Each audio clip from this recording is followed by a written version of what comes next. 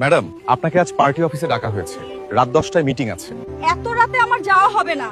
এত রাতে কিসের মিটিং হয়? ম্যাডাম, আমাদের মিটিং রাতে হয়, অনেক মহিলাও আসবে, চিন্তা নেই।